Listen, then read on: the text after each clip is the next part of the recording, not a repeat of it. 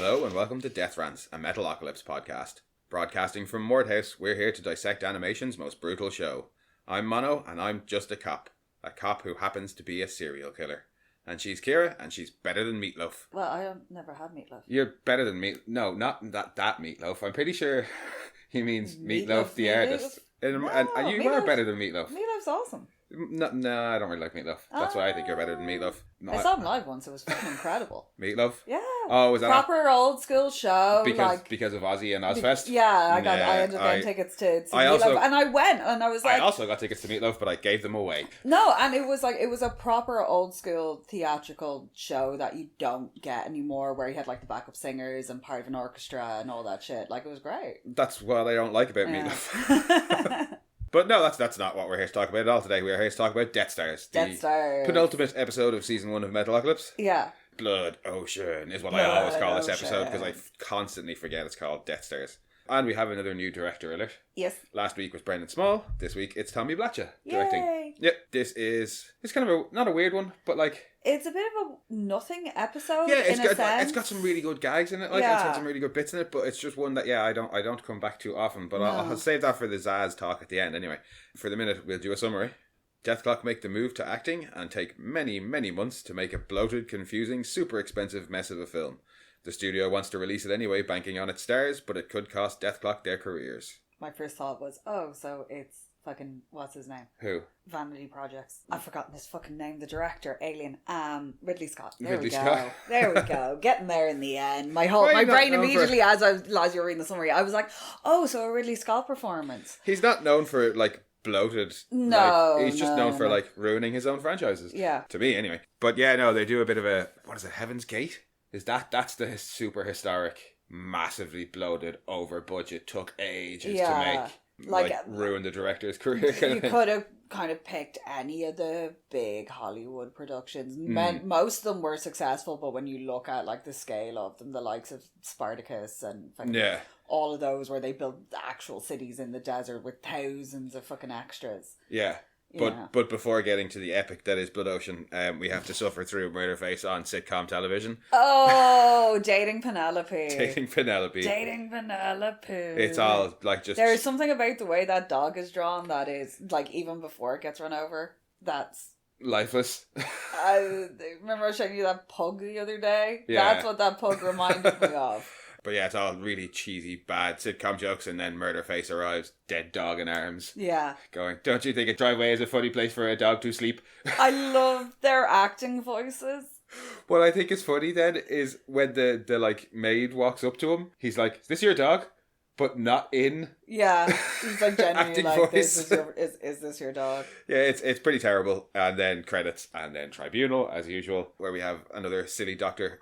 Dr. Chaz Fazeldopfenhofer. He's not your favourite Chaz, though. No, my favourite Chaz is Chaz. Yes. He's Chaz to meet you. Definitely one of the better parts of Disenchantment. Yeah. But yeah, no, he's there to talk about how the band getting into acting could be terrible because people will think again and creativity will return to artists and people will be altogether harder to control and blah, blah. Yeah, they'll have like creative control and shit like that. The usual, the masses will be harder to control because they're not being fed slop the whole time. And no appearance from Silesia. It's just the general. Yeah. He's not in every time. It's just the general being like, is it really going to be that bad? And then they kind of explain how bad it could be. But the worst bit about the Tribunal is they keep up the picture of the half of a dog for ages. Yeah, it's there the whole time. Yeah, well, not the whole time, but it's there for, I've had enough of the dog, to be honest with you. Like, I get very emotionally disturbed by animal cruelty on screen, even when it's cartoon. I mean, especially and I couldn't watch Rampage. I got really upset at Rampage about a half an hour in and this actually show as couldn't watch it. Of all the brutal things in this show, it's like, nah. I just still can't. No, not with animal violence. No, don't get me wrong. The Death Fashion one where the animals are like eating people. That's great. the animals killing everybody else. Also, the neutering one is hilarious because people should neuter their pets. We all know dogs have balls. We just found out cats have balls too. And I'm like, this isn't good. But then again, the animals revolt. Yeah. So, but yeah, the dead dog really upsets me. Well, we'll move on to the Death Clock Minute because that comes next then. Why is the name of the host of the Death Clock Minute? Have we worked that out yet? No, I told you. I'll get back to you in like season 4 or something when I've bothered to look it up. But yeah, Deathclock Minute host just talks about the film that's being released. It's in its 13th month of Blood production, Ocean. and we don't know what the script is. We have no idea what the plot is. They have he's like, we have some sneak details. It's going to involve space pirates. Yeah. Space Vikings, sorry. Yeah, Space Vikings. And be the most brutal film ever according to studio head James Grishnak. Yeah, he's head of Behemoth Records. Yeah, we're back to having band references again. There's been a couple of episodes. But yeah, Grishnak is a horrible, we don't like looking... Grishnak looks like the Wish version of your man from Spider-Man, Kingpin. Yeah, no, he's just a sleazy... he keeps slapping the... He's like the secretary, his PA, mistress... all of the above. Yeah, but he's fairly slap happy with her when she's like, congratulations, you've got a really famous movie. And he's like, no, I don't. I have a piece of shit that's the most expensive film ever with a bunch of mumbling idiots, and they don't even have an ending yet. Yeah, and he slaps her again and then tells her to go and get daddy a drink in a very nasty way. Move on to the band actually on set. Oh, good God. Nathan and Squiscar doing their thing. No. Pickles got up because Pickles apparently is a ninja. Pickles is a ninja. Toki is a cowboy. Squiscar is a space Viking. Murderface is a serial killer or a cop who happens to be a serial killer. And Nathan's just got a robot glove. Nathan's Nathan. But I think is working with the space Vikings. I don't know. As funny as mumbly Squiscar is, Nathan being like, go your turn at the end of his lines every time. Oh, he's so sweet. Go your turn. Oh, he's so sweet. He's a prime example of why you should stay in school. But yeah, he mumbles a lot. He speed runs his line and then says, go your turn. And Squiscar mumbles lots. Squiscar is just, it's not mumble, it's just Squiscar gibberish. It's not helped by the helmet, the 1950s retro glass bowl helmet. But director calls cut and comes up to them and tells Squiscar, or asks Squiscar, very nicely if he could pronounce the words a little bit better. Pickles then intervenes in his ninja costume to tell the director he's fired. The best part about his ninja costume is his headband. Oh, it says Pickle? It says Pickles? Yeah. But Pickles then tells the director that he can't... Yeah, he obviously didn't read his contract because he's not allowed direct note or berate them. Yeah, because they find that repulsive? Yeah, we find that repulsive, or we find you repulsive. Yeah. And then the director's like, oh no, I wasn't trying to direct, I was just trying to tell him to fired. Speak clear. And he's like, well, look, it's in the contract that you can't even approach us, so you're fired. Yeah. Toki's like, ha, classic Hollywood. Then maybe you hangs yourself. It's like, damn, Toki.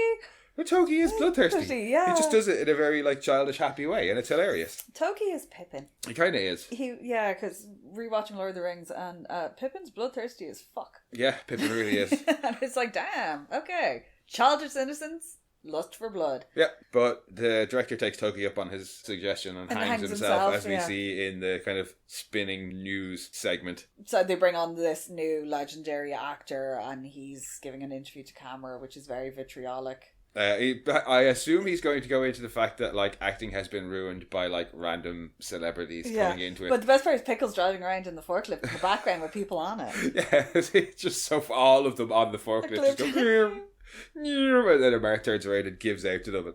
And Pickles is just like, sorry, JF.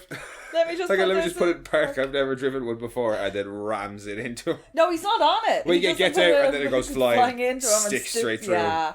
And then they're lifting him up and down whilst he's impaled on it. It is one of the things that I do very much like about this episode, is I feel like it's been a few episodes since we've had them just causing random chaos. We've had a director who's committed suicide because of them, and then a really super famous actor who's just been killed because of them, horse playing, essentially. And then obviously how the episode ends. Around. Yeah, they're just palsing around.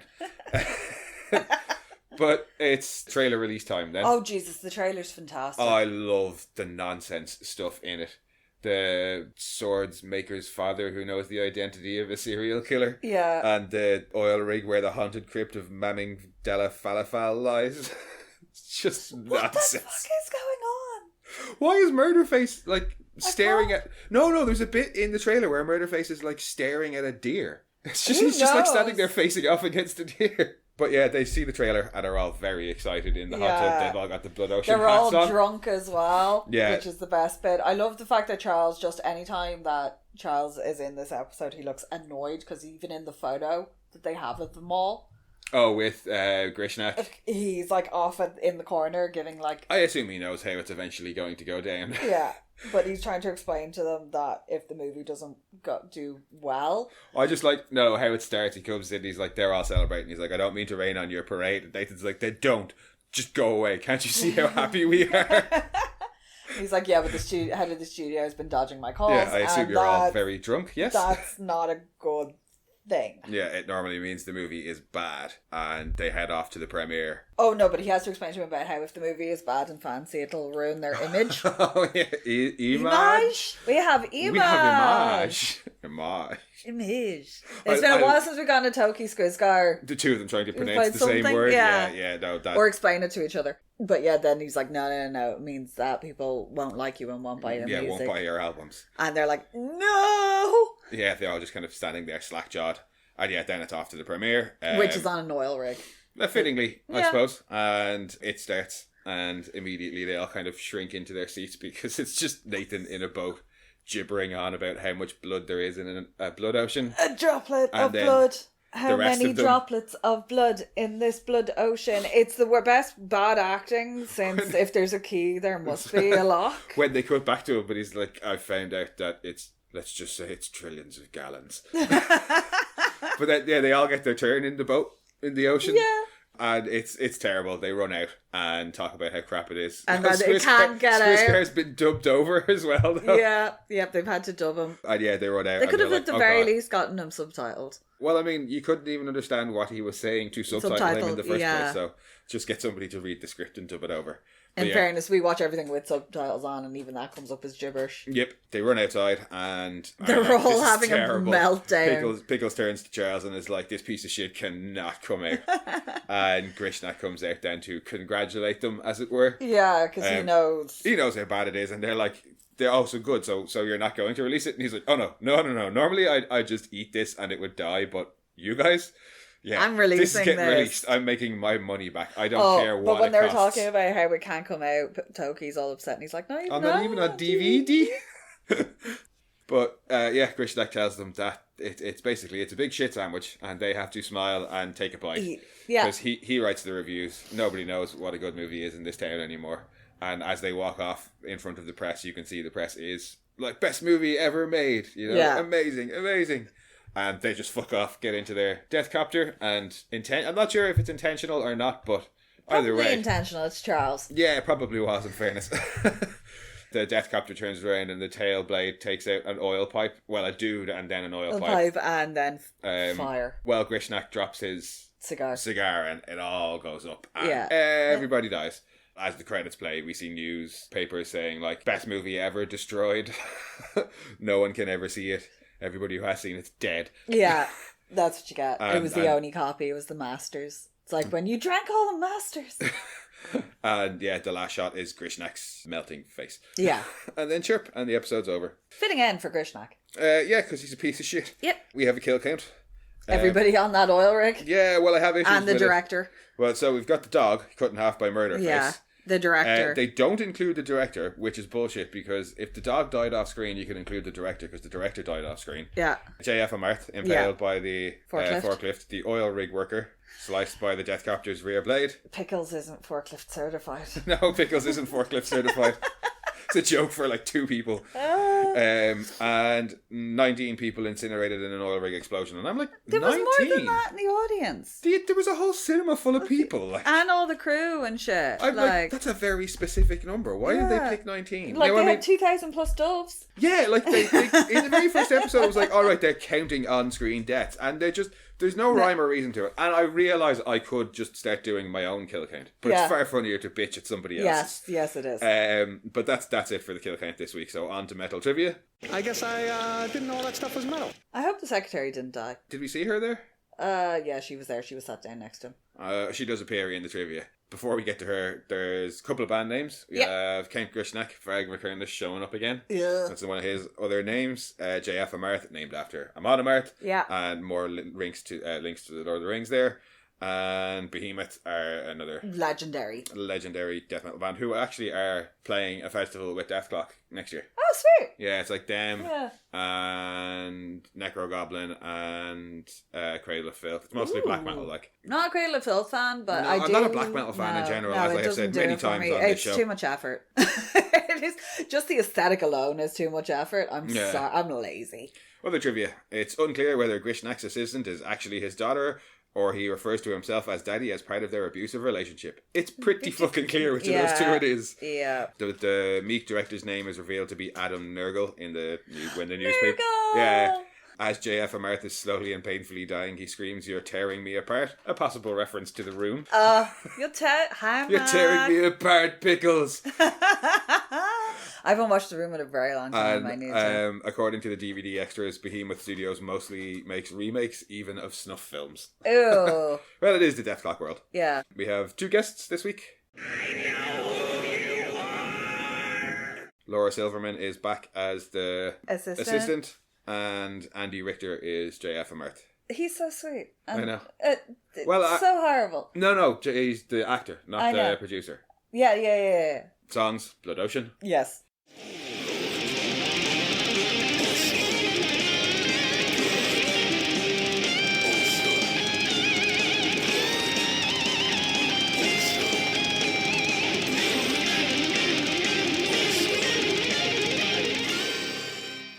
Pretty good, I have to say. I think it's one of the ones that's on the extended edition of the Death album, but it's chunky. Like a Blood Ocean would be. Yes. And I do appreciate it, the bridge towards the end. Nathan kind of whispers, "I know who you are," twice. I'm like, yes. I just love Murderface being like, "I know who you are." So on to most awesome moment of the episode then.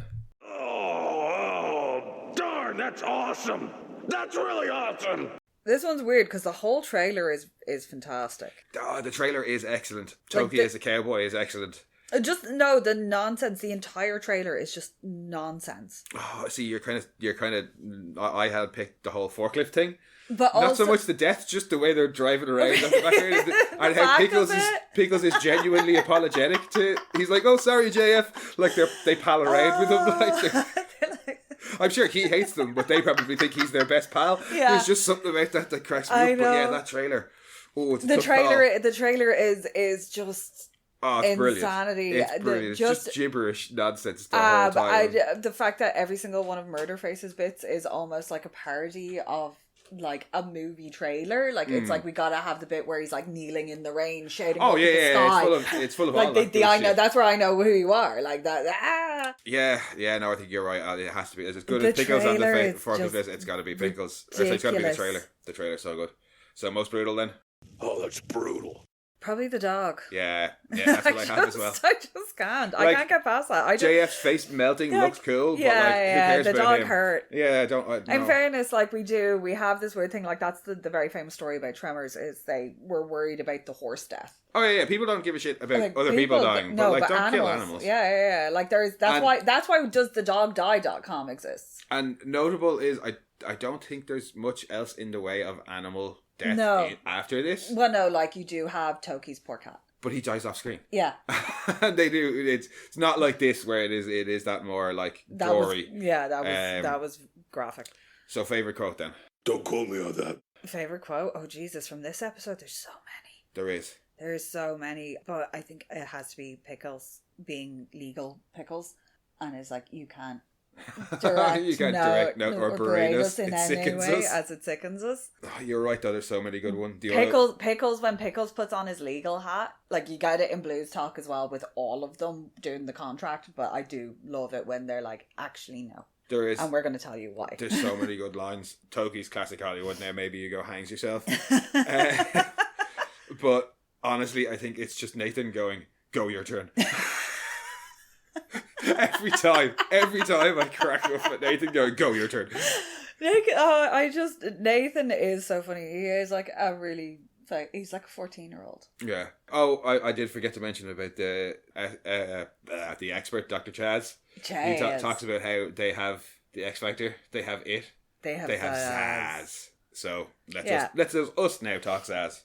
There are 2 kinds of shows out there: those with and those without Zaz. What do we think? I How don't many know. banana stickers? I thought this was a bit of a nothing episode, but it is really, really funny. I know, it's like there are great lines in it, but like nothing really happens in it except for they get embarrassed. Yeah, I don't know. I don't know they why. have there's no repercussions. There's never any repercussions for realistically. I was gonna give it a 6. Yeah, I was hovering around a 7, but I'm like, it is funny. And then I thought about it, and I was like, hang on, I'm pretty sure I gave Death Comedy a 7, and it's definitely better than Death Comedy. Yeah. So I'm going to stick with 7 rather than 6, I think. But then I was looking on IMDb, and because I was like, we haven't given any episodes low rankings. Like, they've all been 7s and 8s and 9s and even a couple of 10s, except for the one where I gave them 1 for being billionaires. But I was like, are we being too nice to it? And then I went on IMDb to see what this episode got, and largely every episode in season 1 is in the high 7s or low 8s. Yeah. This episode was like 8. Yeah, so this episode is everybody else likes it a bit more than us apparently. But yeah, I don't know what it is about this one. Again, it wouldn't be one that I rush back to. There are some great bits in it, like. No, and if I was going to watch them doing anything acting-wise, it's the pentuplement gun one. Like, this is kind of like... I do love the trailer. The same like, issue we had with one of the other episodes where there's another episode that does this and does it better. Yeah, I think that's what we said about Death Comedy as well. They have better mentors, like Blues Clock. This one, you have this one where they're trying to do the acting thing, and then they do an ad-in... no, you're actually, Europe, which is fine. You're 100% right. They do this thing that's atrocious, and then it might end up thinking it's going to be cool, and then it might end up ruining their career. They do an ad in Europe thinking it's going to be cool, and but it doesn't matter because it's in Europe and nobody will see it. Kind of like, but it ends up nearly ruining their career, and it's a better version. You're right, 100%. Now this is still a good episode. Like we still gave it a 7. Yeah, it's just when you're comparing it to all the rest of Metalocalypse, like you know what I mean. You can't be 9 but and 10 every time. But also for like the pentuplement, I'm not gonna be able to say. I can't say the word now. Pentuplement gum? No, the second to last. Penultimate. Thank you. Penultimate pentuplement. My brain just would you like my second last pentuplement gum? You could even call it the penultimate pentuplement. Oh my god. Anyway, for the second to last episode. Like, you would expect it to be ramping up to some sort of big, because we've had this big lead up to there's something is going to happen. Well, yeah, especially because the next episode is kind of a big thing. Yeah, and there's like very little. Yeah. I mean, I think they, as the seasons go on, they do lead into more kind of continuous stuff. But yeah, for the pentuplement gum episode, it is only around a 7. Yeah, but still a good one. But that's it, I think, for Dethstars. Yeah. And we will be back next week with the last episode of the season. The Metalocalypse has begun. Yes. Where we get time travel face back. Oh my god, time travel face back. I'd forgotten about that. Oh my god. But as ever, guys, thanks for joining us. We will be back next week. In the meantime, if you want, you can go back and listen to our previous episodes, or head over and check out our other podcasts, Mono Rants at the Boys and Mono Rants at the Movies. And we also now have all of our podcasts available on YouTube, which is just Mono Rants. Yeah. And if you want to find us on socials, you can find us on Blue Sky at Death Rants, or send your own rants to monorantspodcast@gmail.com. And we'll chat to you soon. Bye-bye.